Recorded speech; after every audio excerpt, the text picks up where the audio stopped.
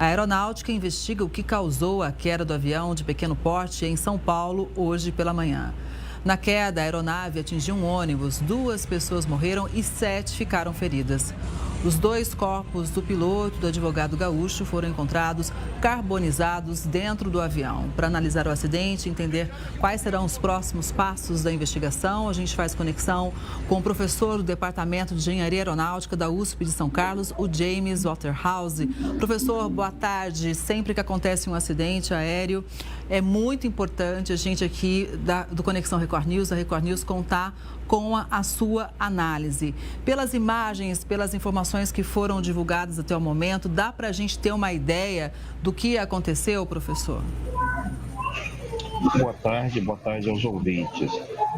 Pelas imagens, ainda não é possível inferir sobre o que aconteceu. Muitas possibilidades existem. Nós temos que levar em conta que esse era um avião de 2 motores, um bimotor, ou seja, apenas a falha de um dos motores não seria motivo para um acidente. Eu já visto que o avião bimotor consegue voar muito bem com um motor só, é uma questão de segurança. Por consequência, alguma outra coisa aconteceu. Então, pode estar relacionado a uma falha mecânica no sistema de controle, ou até um mal súbito do piloto. O piloto estava sozinho, digamos, o único piloto aparentemente em comando, né? Então, ele pode ter tido um mal súbito ou outro tipo de falha mecânica, pode ter tido um choque com alguma coisa no ar. Hoje em dia, a gente considera o drone como um dos grandes riscos, ver se não tinha algum drone voando na área. Ou seja, existem uma série de possibilidades e em nenhuma delas podemos nos ater agora, nesse momento, e nem descartar. Então, agora vem um processo de investigação.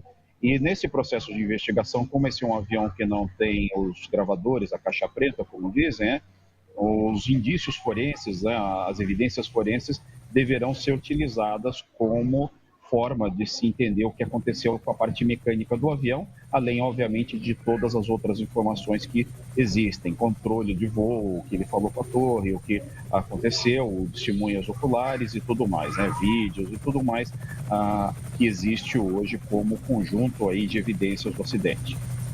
É sempre bom a gente reforçar aqui que toda vez que acontece um acidente aéreo, tudo é investigado para corrigir eventuais erros, para que isso não se repita no futuro, não é, professor? A investigação, ela tem o principal objetivo da investigação aeronáutica não é criminalizar, é entender o que ocorreu para que isso nunca mais volte a ocorrer. É assim que nós construímos a aviação ao longo dos 100 anos, uma aviação segura. Então, fizemos erros, sim, os erros existiram, mas a cada acidente um erro passa a nortear para que não a aviação para que não ocorra novamente. Então, novos erros vão ocorrendo devagarinho, mas hoje em dia a maior parte dos acidentes vem eventualmente de erros recorrentes. A aviação já evoluiu muito, mas é muito importante entender o que aconteceu e tentar ver se a gente consegue fazer com que isso não se repita. Professor, nos últimos tempos, a gente tem noticiado mais acidentes aéreos.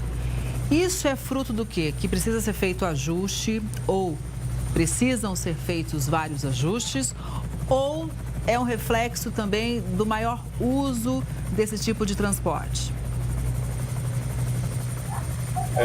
Eu acredito que seja uma associação de um maior uso da aviação como modal de transporte, principalmente no Brasil. O Brasil tem usado cada vez mais avião e isso, logicamente, aumenta também o número de acidentes. Um outro fato é que a gente tem uma impressão de que o número aumentou muito porque os acidentes têm acontecido em locais de grande concentração, locais que têm a total cobertura da imprensa.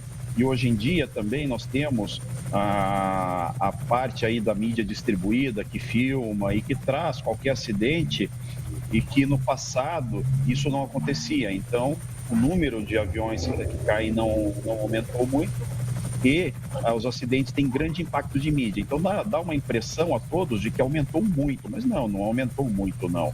E outra, essa época do ano aumenta bastante o movimento, também o mau tempo é um fator contribuinte, não foi desse acidente, mas de muitos acidentes que ocorrem.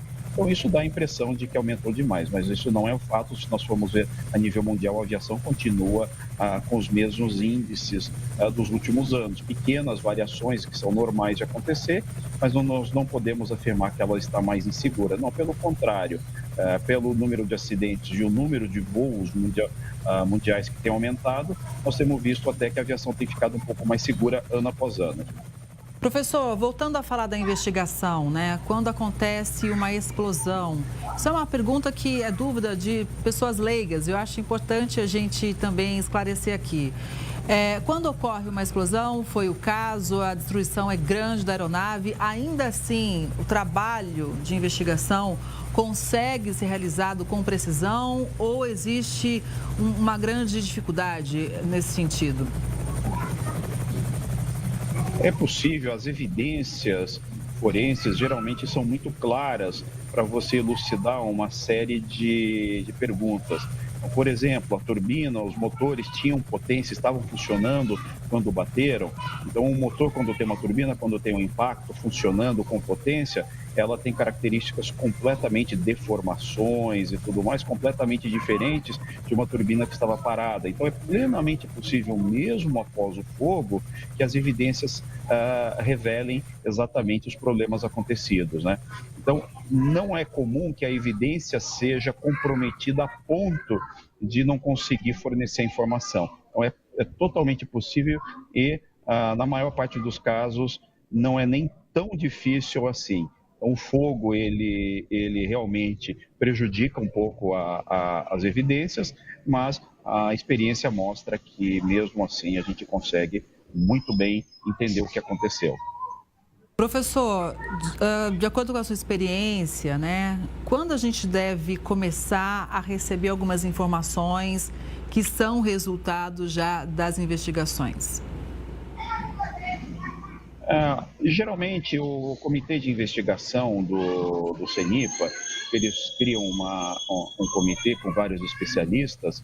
Esse comitê, ele sempre faz um apanhado geral e evita divulgar qualquer informação que não seja de fato checada, que tenha total rastreabilidade.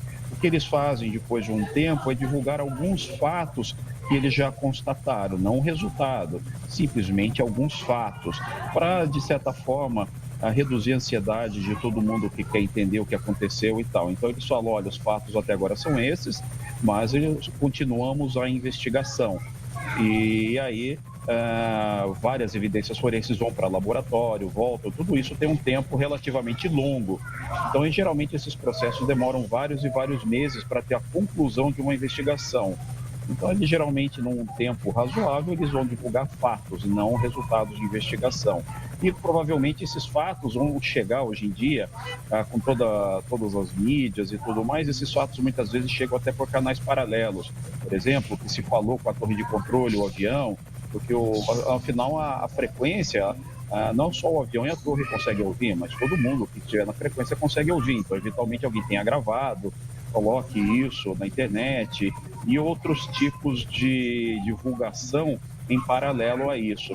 Então, para reduzir muitas vezes a divulgação de informações que muitas vezes são até erradas ou informações com fontes duvidosas, que isso já aconteceu no passado, o comitê fala, olha, os fatos oficiais são esses, né?